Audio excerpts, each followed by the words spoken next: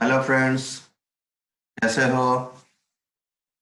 देखो, आज हम लोग करंट इलेक्ट्रिसिटी का एक इम्पोर्टेंट एक कंसेप्ट देखेंगे जो कि किरचॉफ्स लॉज है। ठीक है। एंड बेसिकली किरचॉफ्स लॉ का डेफिनेशन, ये दोनों लॉ तो आपको ऑलरेडी पता है, बट मैं इस सेशन में आपको बताऊंगा कि अ, मतलब किरचॉफ्स लॉ हमें पता है कि लॉज का डेफिनेशन क्या है। ठीक है। मगर फिर भी प्रॉब्लम आते ही हम लोग सॉल्व नहीं कर पाते, कहीं ना कहीं हम लोग कंफ्यूज हो जाते हैं। ठीक है। तो हम लोग वो सब एक दो ट्रिक्स देखेंगे। ठीक है। कॉन्सेप्ट को अच्छे से जानेंगे एंड कुछ ट्रिक्स देखेंगे ताकि हम किरचॉफ्स लॉ को आराम से लगा सकें। ठीक है।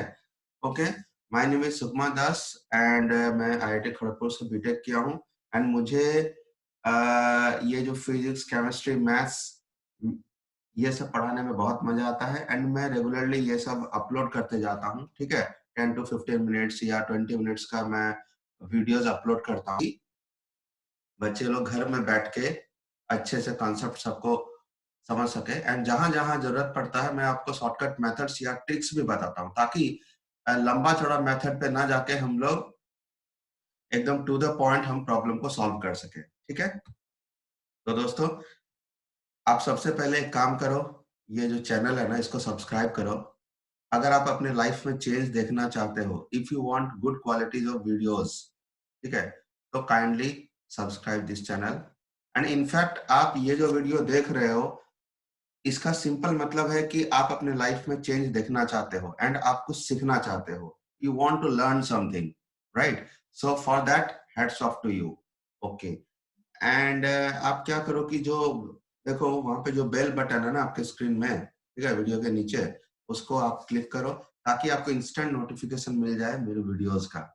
ठीक है। तो लेट्स गो अहेड। देखो, ये जो किरचॉफ्स लॉज है, ये मिस्टर किरचॉफ ने अबाउट 1850s, ईयर 1850s, ठीक है, 1850s को ये वाला लॉ दिया था, मतलब फॉर्मुलेट किया था। तो ये दोनों लॉज बहुत बहुत इंपॉर्टेंट है इन करंट इलेक्ट्रिसिटी। ठीक है। तो ये दोनों लॉज के बारे में हम बात करेंगे, बट उसके पहले थोड़ा डिस्कस करते हैं कि ये नोड्स एंड लूप ये क्या है, मतलब जंक्शन क्या है, लूप क्या है, नोड क्या है, इसके बारे में थोड़ा बात करते हैं। ठीक है। देखो, सपोज हमारे पास एक इस टाइप का एक सर्किट है। सर्किट का मतलब क्या होता है? कंटिन्यूअस पाथ, ताकि उसमें करंट हम लोग का फ्लो कर सके। तो देखो, ये मैं एक टाइप का सर्किट ले रहा हूँ। हाँ, ऐसे एक सर्किट ले लिया। ओके। एंड यहाँ पे हमने क्या किया, एक ऐसा करके यहाँ पे एक बैटरी ले लिया। ओके। तो देखो, यहाँ पे हमें हमें चाहिए कि इसमें नोड कौन सा है एंड लूप कौन सा है। ठीक है। तो याद रखना, नोड मतलब जंक्शन, नोड का दूसरा नाम होता है जंक्शन, ये दोनों एक ही चीज है। ठीक है। नोड या जंक्शन, ये दोनों एक ही चीज है। एंड लूप जो है, लूप या क्लोज्ड पाथ, ये एक ही चीज है। Loop and closed path, right? ठीक है। अब देखो, इसमें अगर हम नोड के बारे में बात करें तो नोड या जंक्शन का मतलब होता है ऐसा पॉइंट जहां पे कि minimum minimum three three branches, minimum three wires connected हो। मिनिमम थ्री वायर्स कनेक्टेड हो। ठीक है। मिनिमम थ्री वायर्स कनेक्टेड हो, मिनिमम। तो ऐसा पॉइंट देखेंगे जहां पे कि मिनिमम थ्री पॉइंट्स कनेक्टेड हो। जैसे अगर मान लो मैं इसका कॉर्नर देखता हूं, तो देखो ये एक पॉइंट है, बट इस पॉइंट में सिर्फ, देखो, ये सिर्फ दो ही, अगर मैं इसको एक तो पॉइंट लेता हूं तो इसमें सिर्फ दो ही हम लोग का जो वायर है कनेक्टेड है। ठीक है। सिमिलरली इसमें भी दो ही वायर कनेक्टेड है, ये मतलब ये वाला वायर एंड ये वाला वायर। बट इसके बारे में सोचो, ये वाला, इस पॉइंट के बारे में, लेट इट बी ए। ठीक है। ये पॉइंट ए है, इसमें देखो कौन कौन सा वायर कनेक्टेड है। इसमें ये वायर कनेक्टेड है। ठीक है।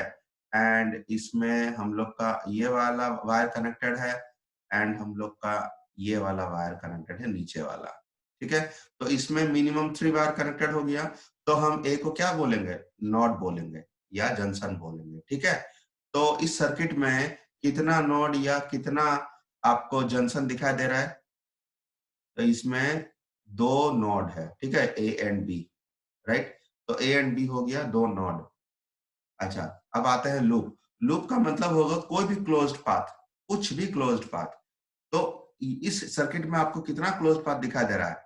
देखो यहाँ पे एक जो क्लोज पाथ अगर हम बात करें तो इसमें हम लोग का जो क्लोज पाथ होगा वो है ये वाला एक क्लोज पाथ। देखो इधर ये वाला एक क्लोज पाथ हो गया, this is one clause path, ठीक। और एक क्लोज पाथ होगा ये वाला, एंड और एक क्लोज्ड पाथ होगा ये वाला। तो इसका मतलब है कि यहाँ पे हम लोग का 3 क्लोज पाथ है, ठीक है। देयर आर 3 क्लोज्ड पाथ और 3 loops here, there are 3 loops here. अच्छा, इसका नेमिंग जरूरी है। इसका नेमिंग कैसे करते हैं? नोड का तो अपना नाम हम दे दिए। अब हम लोग इसको आइडेंटिफाई करने के लिए कोई एक पॉइंट को हम यहाँ पे लिख सकते हैं, कुछ एक पॉइंट का नाम यहाँ पे देते हैं, कोई एक कॉर्नर का नाम। सपोज ये वाला मैं सी लिख दिया एंड इसको मैंने डी लिख दिया, इस कॉर्नर को डी एंड इस कॉर्नर को सी। तो अब मैं अगर लूप का नाम लिखूं ना, तो मेरा एक लूप, ये जो लूप है, ठीक है, ये जो हम लोग का लेफ्ट साइड वाला जो लूप है, ये मैं लिख सकता हूँ। आप जिधर से मूव करते हो ना, आपको उधर ही लिखना है। तो सपोज मैं एंटी क्लॉकवाइज घूम रहा हूँ, तो मैं ए से कहाँ जाऊंगा? सी जाऊंगा। तो मैं लिखूंगा ए सी। उसके बाद सी से कहाँ आऊंगा? B, B. फिर वापस मुझे, मैं जहां से स्टार्ट किया था नॉड, मैं जहां से उसको लिखना शुरू किया था उधर ही मुझे फाइनली वो वाला पॉइंट लिखना पड़ेगा, ताकि ये मैं बता सकूं कि ये क्लोज पाथ है, ठीक है। तो हम लोग का फर्स्ट लूप हो गया ए सी बी ए। सिमिलरली आप लिख सकते हो ए डी बी ए, और एक लूप होगा ए डी बी ए, ठीक है। देखो आप इसको ए बी डी ए भी लिख सकते हो। अगर मैं ए डी बी ए लिखता हूं मतलब कि मैं ऐसे घूम रहा हूं, मतलब मैं क्लॉकवाइज जा रहा हूं। और अगर मैं ए बी डी ए लिख रहा हूं मतलब मैं एंटी क्लॉकवाइज मूव कर रहा हूं। सिमिलरली जब मैं ए सी बी ए लिख रहा हूं मतलब मैं एंटी क्लॉकवाइज मूव कर रहा हूं, ठीक है। और अगर मैं ए बी सी ए लिखता हूं मतलब मैं क्लॉकवाइज मूव करूंगा। तो ये तो हो गया दो ठो लूप। और एक लूप इसमें है, पता है ना कौन सा लूप है? उसको कैसे लिखेंगे? उसको हम लिखेंगे, मान लो अगर हम एंटी क्लॉकवाइज अगर मूव कर रहे हैं, मतलब यहां से यहां तक, ये वाला बड़ा वाला लूप, ये हो जाएगा डी। इसको अच्छे से रिप्रेजेंट करने के लिए हम लोग D A C B D ये लिखेंगे। ये हो गया अगर एंटी क्लॉकवाइज अगर जाएगा तो। अगर हम क्लॉकवाइज जाएंगे तो हम लिख सकते हैं D B C A D, ठीक है। तो ऐसा करके ये नॉड एंड लूप का नेम एंड कैसे उसको हम लिखेंगे वो आपको मैंने बता दिया, ठीक। अब हम लोग जाते हैं लॉज के ऊपर। देखो पहला जो लॉ है, ठीक है, किर्चॉफ का जो पहला लॉ है, वो लॉ, उस लॉ को बोलते हैं फर्स्ट लॉ या जॉनसन लॉ या करंट लॉ। बहुत सारी किताबों में आपको ये वाला मिलेगा, first rule, Kirchhoff first rule या जॉनसन रूल या करंट रूल या नॉड लॉ या नॉड, इसको और एक हम लोग बोल सकते हैं नॉड रूल, ठीक है। इसका बहुत सारा नाम है, सिर्फ आपको मतलब समझना है कि ये जो फर्स्ट लॉ है ना, वो हम लोग कहाँ पे अप्लाई कर सकते हैं? वो सिर्फ हम लोग जंक्शन पे या नॉट पे अप्लाई कर सकते हैं, इसको लूप में अप्लाई नहीं करना है, ठीक है। ये जस्ट एक पॉइंट के लिए अप्लाई होता है। ओके, दूसरा चीज क्या है कि ये इसको करंट लॉ क्यों बोलते हैं? क्योंकि इसमें इस रिलेशन में सिर्फ करंट ही आता है, इस रिलेशन में सिर्फ हम लोग का करंट ही आएगा, ठीक। इसीलिए इसको हम लोग इसको करंट लॉ भी बोलते हैं, ठीक है। तो ये एक्चुअली होता क्या है कि इस लॉ के हिसाब से algebraic sum of currents meeting at a node is zero, algebraic sum of currents meeting at a node is zero। मतलब क्या होगा कि सपोज अगर हमारे पास कुछ भी नॉड है, तो अभी हम सिर्फ नॉड को दिखा रहे हैं, ठीक है। अभी अगर मैं सिर्फ नॉड को दिखाऊं, सपोज ये एक नॉड है, तो नॉड का मतलब है कि मिनिमम 3 वायर होना चाहिए। तो मैं सपोज मैंने यहाँ पे 5 वायर लिख दिया, ठीक। एंड इधर से करंट आ रहा है सपोज I1, इसमें करंट आ रहा है I1, ठीक है। एंड सपोज इससे करंट जा रहा है I2, इसमें करंट जा रहा है I3, एंड सपोज इसमें भी करंट जा रहा है I4। तो देखो इस पर्टिकुलर पॉइंट पे हमको क्या करना है, algebraic sum of all the currents meeting at this node is zero, ये हमें लिखना है। तो उसके लिए आप पहले करंट का डायरेक्शन को याद रखो कि करंट को ना हम लोग पॉजिटिव एंड नेगेटिव हम लोग साइन देते हैं। करंट तो स्केलर क्वांटिटी होता है, मगर हम लोग उसको प्लस एंड माइनस जस्ट एक इस बेसिस पे देते हैं कि अगर मान लो कि करंट अगर नोड की तरफ जा रहा है, अगर करंट नोड की तरफ जा रहा है, इंटर कर रहा है, तो हम लोग ऐसा जो करंट होगा उसको हम लोग प्लस साइन देंगे, ठीक है। एंड यही अगर नोड से दूर जा रहा है, अगर जिस नोड को हम लोग कंसिडर कर रहे हैं, अगर उस नोड से अगर वो दूर जा रहा है तो ऐसे करंट का साइन हम लोग माइनस लेते हैं, ठीक। तो अगर ये जो पर्टिकुलर सिचुएशन है, अगर यहाँ पे अगर मुझे ये फर्स्ट लॉ लिखना है तो हम क्या लिखेंगे? देखो I1 क्या है, ये जो I1 करंट है वो नोड की तरफ जा रहा है, तो मैं लिखूंगा प्लस I1। उसके बाद देखो I2, I3, I4, ये तीनों करंट नोड से दूर भाग रहा है, तो मैं लिखूंगा I minus I2 minus I3 minus I4 minus I2 minus I3 minus I4 and this must be equal to what? 0, क्योंकि एल्जेब्राइक सम क्या होना चाहिए? 0 होना चाहिए। तो इससे हमारा क्या रिलेशन आया? इससे हमारा एक आया I1 is equal to I2 plus I3 plus I4, ठीक है। तो ये वाला हम लोग का आया, ये फर्स्ट लॉ से। अच्छा, ये जो फर्स्ट लॉ जो डिफाइन किया गया था, it is actually based on conservation of charge. क्यों? क्योंकि देखो किसी भी एक पॉइंट पे चार्ज जाके स्टोर नहीं हो सकता। एक अगर कोई पॉइंट है, ठीक है, इस पॉइंट से चार्ज अगर जा रहा है तो चार्ज को इससे इसे क्रॉस होके पार चले जाना है। Charge must pass through the point. देखो फोर्थ वाला पॉइंट देखो, charge must pass through the point. ये किसी पॉइंट पे जाके स्टोर नहीं होने वाला, ठीक है, और न ही कोई पॉइंट इसको सप्लाई करने वाला है। अगर एक सर्किट का पॉइंट के बारे में बात करें तो वो पॉइंट जस्ट एक एक मतलब पाथ का एक होता है ना, इंटरमीडिएट एक सिर्फ लोकेशन है जिसमें कि चार्ज को फ्लो करके पार हो जाना है। तो कोई भी पॉइंट चार्ज को एक्यूमुलेट नहीं करेगा एंड ना ही वो चार्ज को सप्लाई करेगा। इसका मतलब है कि एक पर्टिकुलर नोड पे जितना भी चार्ज आ रहा है या जितना भी करंट आ रहा है, वो करंट, टोटल करंट जो होगा, incoming current is equal to total outcoming current, outgoing current, ठीक है। तो इसीलिए this first law is based on conservation of charge, ठीक। देन हम लोग देखते हैं वो है सेकंड लॉ। सेकंड लॉ को लूप लॉ या वोल्टेज लॉ भी बोलते हैं, ठीक है। सेकंड लॉ को लूप लॉ या वोल्टेज लॉ भी बोलते हैं। इसमें हम लोग क्या करेंगे? Algebraic sum of all the potential differences across a loop is 0। इसमें हमें नोड से मतलब नहीं है, हम इसमें क्या करेंगे? लूप को आइडेंटिफाई करेंगे या क्लोज्ड पाथ को आइडेंटिफाई करेंगे। आइडेंटिफाई करके एंड उस क्लोज्ड लूप में जितना भी सर्किट एलिमेंट्स है, उस सर्किट एलिमेंट पे जो भी पोटेंशियल डिफरेंस, पोटेंशियल ड्रॉप हो रहा है, ठीक है, जितना भी पोटेंशियल डिफरेंसेस है, उस पोटेंशियल डिफरेंसेस को हम लोग सम करेंगे with plus and minus sign. अब ये प्लस एंड माइनस साइन कैसे लेंगे वो मैं आपको बाद में बता रहा हूँ, ठीक है। तो algebraic sum of all the potential differences in a loop is 0। अच्छा, ये जो लॉ है it is based on conservation of energy. क्यों? क्योंकि देखो जो इलेक्ट्रोस्टैटिक फोर्स होता है ना, जो इलेक्ट्रिक फोर्स होता है वो कंजर्वेटिव फोर्स होता है। जो इलेक्ट्रिक फोर्स होता है वो कंजर्वेटिव फोर्स होता है।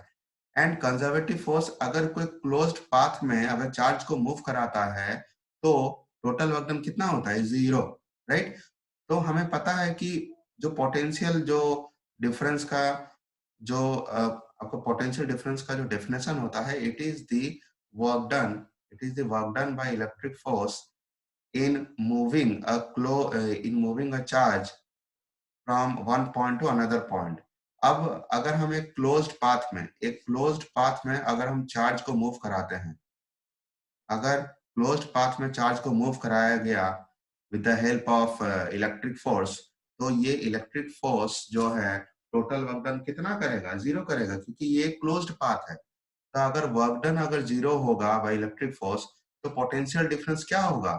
इस एंटायर लूप पे आप कहीं से अगर सपोज इन इन दोनों के बीच में आपने इस ए पॉइंट से शुरू किया एंड यहाँ से शुरू होकर वापस आप यहाँ पे लेके आ गए, तो इसमें हम लोग का पोटेंशियल डिफरेंस क्या हुआ? टोटल इस लूप का वो 0 हो गया, ठीक है।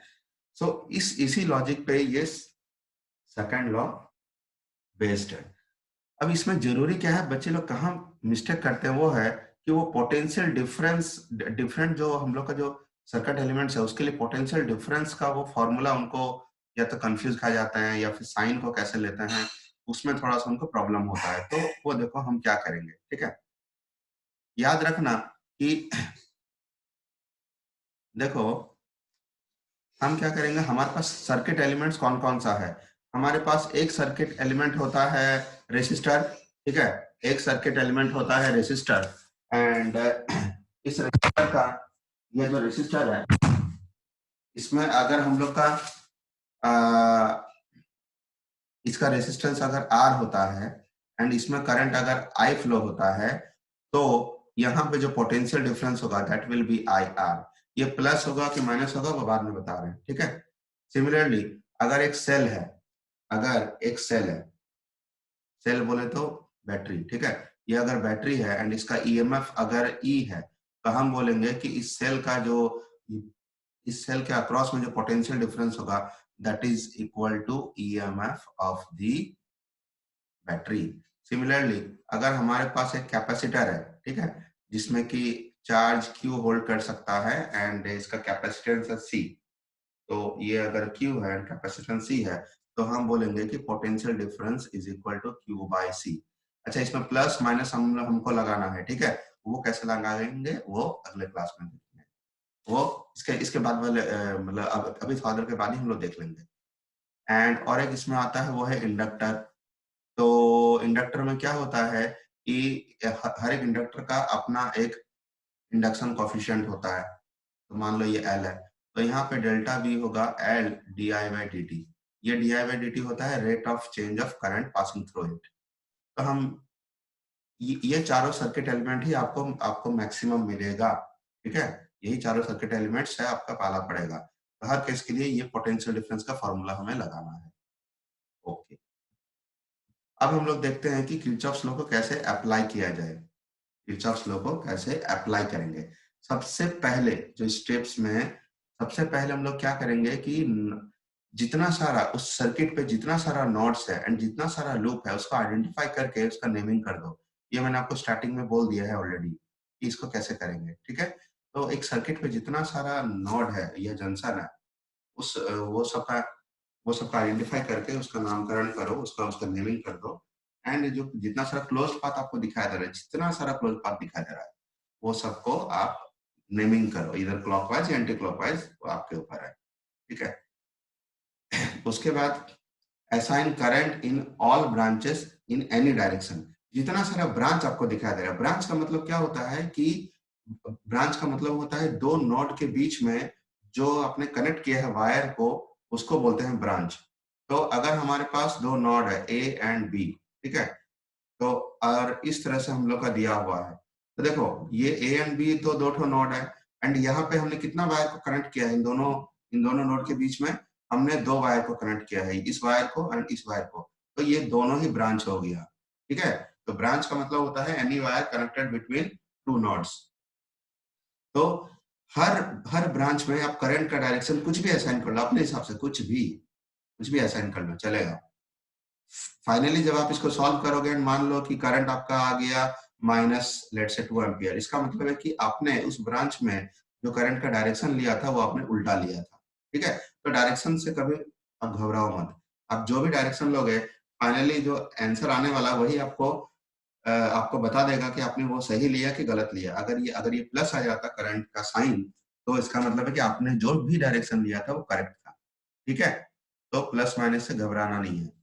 देन हम लोग एक एक करके क्या करेंगे, जितना सारा जंक्शन है उस जंक्शन पे हम लोग जंक्शन लॉ लगा के करंट के बीच में हम लोग रिलेशन निकाल लेंगे, ठीक है। अच्छा, उसके बाद हम लोग क्या करेंगे, जितना सारा लूप आपने आइडेंटिफाई किया था फर्स्ट स्टेप में, उस हर एक लूप में हम ट्रेवल करना शुरू करेंगे। मतलब हम लोग ट्रेवलर बनेंगे एंड हम उसमें ट्रेवल करना शुरू करेंगे, ठीक है। बट याद रखना जितना सारा लूप है उस लूप में, हर एक लूप में आप सेम सेंस में आप मूव करोगे। अगर आप किसी एक लूप में अगर क्लॉकवाइज जा रहे हो तो बाकी सब लूप में भी क्लॉकवाइज जाना है, याद रखना। और अगर एंटी क्लॉकवाइज जा रहे हो किसी एक लूप में, तो बाकी सब लूप में उस सेम सर्किट के लिए आपको एंटी क्लॉकवाइज ही जाना है, मतलब सेम सेंस ऑफ डायरेक्शन में ही आपको मूव करना पड़ेगा।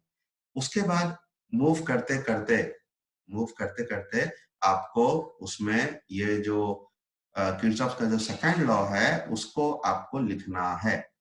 तो ये लिखने का तरीका हम देखेंगे, क्या ट्रिक्स हम इसमें लगा सकते हैं ताकि हम अच्छे से उसको आइडेंटिफाई कर पाए, ठीक है, एंड अच्छे से रिलेशन को लिख सकें। तो इसके लिए मैं कुछ एग्जांपल लेके आपको बता रहा हूँ। देखो, पहला एक सीधा एग्जांपल लेता हूँ, बहुत सिंपल एक एग्जांपल लेके देखते हैं। सपोज हमारे पास एक, तो ये हम लोग एक एग्जांपल लेते हैं, ठीक है। तो हम लोग का एक एग्जांपल ये लेते हैं। मैं इसके इसके बाद वाले वीडियो में मैं और भी बहुत सारा प्रॉब्लम को किर्चॉफ्स लॉ के हेल्प से मैं बताऊंगा, एंड विदाउट किर्चॉफ लॉ भी कैसे उसको किया जाए शॉर्टकट तरीका से, वो भी बताऊंगा। तो यहाँ पे जस्ट मैं कुछ एक एग्जांपल लेके आपको बता देता हूँ। तो ये वाला हम लोग का एक सर्किट हो गया, ठीक है। This is one circuit. तो देखो इसमें एक चीज, ये मान लो E1 दिया हुआ है, E2 दिया हुआ है, this is R1, this is R2 and this is R, and हमें इसमें क्या करना है, हमें I निकालना है with the help of Kirchhoff's law. तो सबसे पहला स्टेप है आइडेंटिफाई द नोड्स। इसमें नोड कितना है, 0। लूप कितना है, 1, ठीक है। देखो इसमें नोड एक भी नहीं है, इसमें लूप है मगर एक, ये वाला इंटायर एक लूप है, ठीक है। तो इसका नामकरण, इसका इसका हम लोग क्या करेंगे, इसका नामकरण कर देते हैं। तो सपोज ये ए हो गया, ये बी हो गया, ये सी हो गया, ये डी हो गया। देखो A B C D node नहीं है, ये जस्ट हमने कॉर्नर को ले लिया ताकि हम आइडेंटिफाई, ताकि हम इसका नामकरण कर सकें, ठीक है। अब इसके बाद हम यहाँ पे, अब सिंस इसमें नोड ही नहीं है तो ये इंटायर एक ही ब्रांच हुआ, तो इसमें हम करंट का डायरेक्शन सपोज आई ले लिए, ये वाला करंट का डायरेक्शन है, ठीक है। तो अब हम लोग क्या करेंगे, इसमें हम लोग इसमें जंक्शन लॉ का भी जरूरत नहीं है क्योंकि कोई नोड ही नहीं है, तो इसमें हम लोग डायरेक्टली लूप लॉ लगा सकते हैं। लूप लॉ लगाने के लिए हम लोग क्या करेंगे, कोई एक पॉइंट से आप चलना शुरू करो। सपोज मैं क्लॉकवाइज, मैं एंटी क्लॉकवाइज जाऊंगा, सपोज मैं ऐसे करके घूमूंगा, ठीक है। एंड मैं ए से अपने जर्नी शुरू किया। इसमें याद रखना कि अगर आप, अब जो मैं बता रहा हूँ वो है इसका shortcut trick, and this will help you a lot. अगर आप कोई रेसिस्टर से गुजर रहे हो तो याद रखना रेसिस्टर में आपको कंपेयर करना है जो आपने डायरेक्शन लिया है, जो डायरेक्शन आपने ऑलरेडी असाइन किया है करंट का डायरेक्शन, ठीक है, उसके साथ हम अपना डायरेक्शन को कंपेयर करेंगे, अपना मूवमेंट का डायरेक्शन को हम लोग कंपेयर करेंगे।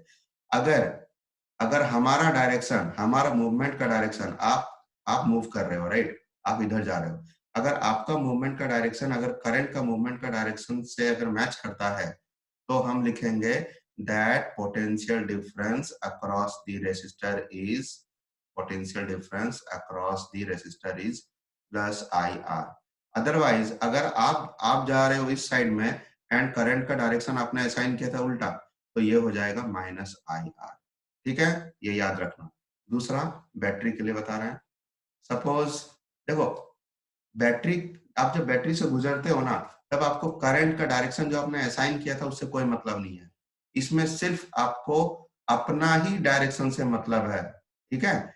रेसिस्टर में क्या था, आपको अपना भी डायरेक्शन एंड करंट का डायरेक्शन से मतलब था, बट इस बैटरी में आपको सिर्फ अपना डायरेक्शन से मतलब है। आपको सिर्फ इतना देखना है कि अगर आप पॉजिटिव प्लेट से नेगेटिव प्लेट, अगर आप पॉजिटिव प्लेट से नेगेटिव प्लेट की तरफ जाते हो तो आपको डेल्टा भी लिख देना है प्लस ई, इसका ईएमएफ मान लो ई है, ठीक है। और अगर आप नेगेटिव प्लेट से पॉजिटिव प्लेट की तरफ जाते हो तो आपको लिखना है माइनस ई, बस इतना याद रखना। तो इस पर्टिकुलर लूप के लिए अगर हम ए से शुरू करते हैं तो सबसे पहले हमें ये आर मिलता है। देखो आप जब इस आर से गुजर रहे हो, इस रेसिस्टर से गुजर रहे हो, तो आपका डायरेक्शन एंड इस करंट का डायरेक्शन सेम है, तो हम लिखेंगे प्लस आई आर, ठीक है। उसके बाद आप गुजर रहे हो इस R2 से, R2 में भी क्या है, आपका डायरेक्शन एंड करंट का डायरेक्शन सेम है, ठीक है, तो हम लिखेंगे प्लस आई आर टू, ठीक। तो इसमें लिखेंगे प्लस आई आर टू। उसके बाद हम लोग देखो, अब बैटरी में जा रहे हो नेगेटिव प्लेट से पॉजिटिव प्लेट, देखो इधर आप ऐसे जा रहे हो नेगेटिव प्लेट से पॉजिटिव प्लेट की तरफ, तो यहाँ पे क्या लिखेंगे माइनस ई टू। उसके बाद आप फिर से R1 को क्रॉस कर रहे हो, R1 को क्रॉस कर रहे हो तो कैसे जा रहे हो, आप जिधर जा रहे हो उधर ही जो आपने इसमें करंट का डायरेक्शन लिया था उधर ही जा रहा है, तो हम लिखेंगे प्लस आई आर वन। उसके बाद फिर से minus E one and is equal to, आपको कहां से कहां तक घूम के वापस आना है, अब जहां से शुरू किए थे उधर ही आपको घूम के वापस आना है। एंड जैसे ही आप देखोगे कि आप उस जगह पे आ गए हो तो इक्वल टू जीरो कर दो, ठीक है, इक्वल टू जीरो कर दो। तो ये हो गया आपका relation.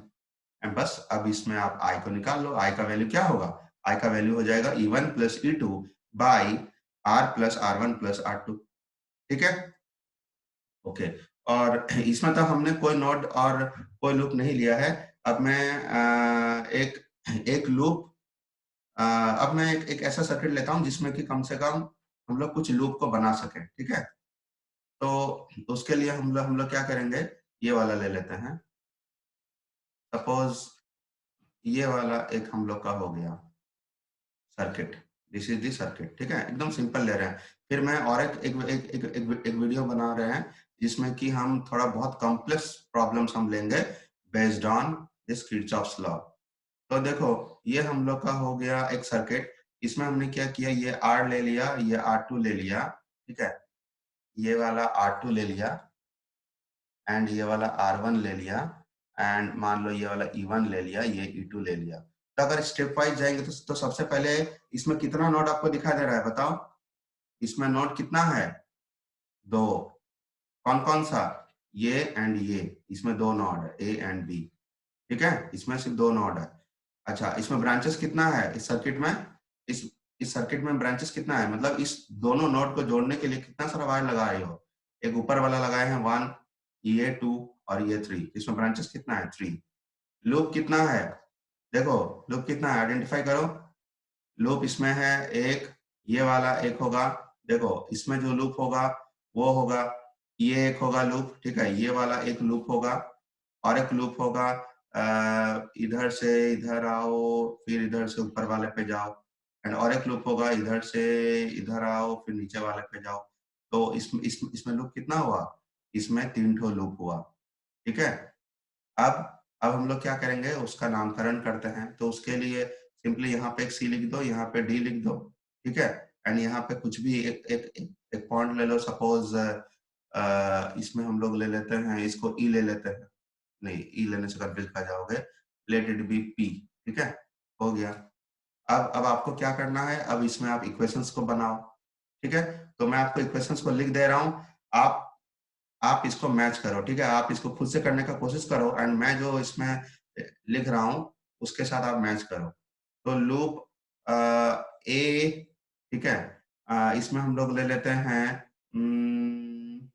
A D, A D,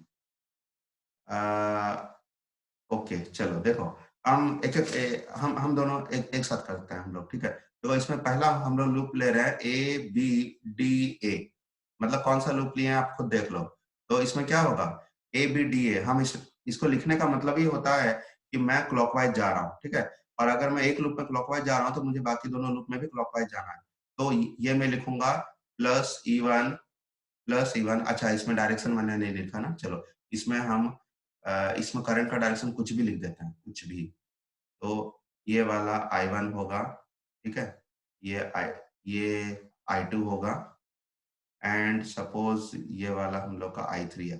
तो देखो दोनों नोड में जाके आप लूप रूल लगा के आप नोड रूल लगा के I1 I2 I3 के बीच में रिलेशन निकाल सकते हो, ठीक है। जैसे ए वाले नोड में हम लिख सकते हैं I1 एंड I2 इंटर कर रहा है and this must be equal to I3, ये हो गया नोड रूल, ठीक है। अब हम लोग लूप लॉ लगा रहे हैं, अब हम लोग वोल्टेज लॉ लगा रहे हैं, ठीक है। तो वोल्टेज लॉ के लिए हम लोग क्या करेंगे कि मैं एक लूप के लिए दिखा रहा हूँ, बाकी लूप के लिए आप उससे कर लेना। तो ए बी डी ए में देखो प्लस E1 होगा, उसके बाद होगा सिंस हमारा डायरेक्शन एंड करंट का डायरेक्शन R1 में ऑपोजिट है, तो मैं लिखूंगा -I1 R1। उसके बाद फिर वापस में चला जाऊंगा R2 पे, R2 पे मेरा डायरेक्शन एंड जो हमने करंट पे असाइन किया था उसका डायरेक्शन सेम है, तो मैं लिखूंगा +I2 R2। उसके बाद बैटरी का मैं जो सेकंड वाला बैटरी है E2, उसमें मैं नेगेटिव प्लेट से पॉजिटिव प्लेट की तरफ जा रहा हूँ, तो मैं लिखूंगा -E2 एंड वापस में ए पे जाके पहुंच गया। मैंने ए से शुरू किया चलना, ए से शुरू किया वापस ए पे आ गया, ठीक है। तो ये वाला हम लोग का आ जाएगा E1 -E2 is equal to I1 R1 -I2 R2, ठीक, ये एक हो गया रिलेशन। उस तरह से हम लोग बाकी लूप्स के लिए भी बना सकते हैं। अच्छा, इसके बाद वाले वीडियो में मैं और अच्छा एग्जांपल लेके और आपको और डिटेल से समझाऊंगा, बट ये बेसिक्स मैंने इस वीडियो में आपको बेसिक्स बताया है, तो काइंडली इस वीडियो को आप दोबारा रिपीट करके और अच्छे से बेसिक्स को समझ लीजिए ताकि नेक्स्ट जो वीडियो में हम लोग नेक्स्ट एक वीडियो बनाएंगे, एक सेशन में देखेंगे कि कैसे हम लोग और कॉम्प्लेक्स प्रॉब्लम्स को हम लोग सॉल्व करें। ठीक है, तो इस वीडियो को अच्छे से और एक बार देख लीजिएगा। एंड दोस्तों, सिंस ये बहुत मेहनत करके मैं बना रहा हूँ ताकि ईच एंड एवरी स्टूडेंट को ऑल ओवर इंडिया में अच्छा क्वालिटी का वीडियो मिल सके, समझ सके सब। ठीक है, तो काइंडली इस चैनल को सब्सक्राइब कीजिए एंड बेल बटन को आप क्लिक कर लीजिए ताकि आपको इंस्टेंट नोटिफिकेशन मिल जाए। And since this is a good thing, it is a it will be good to share all these videos to your friends also. ठीक है, thank you very much.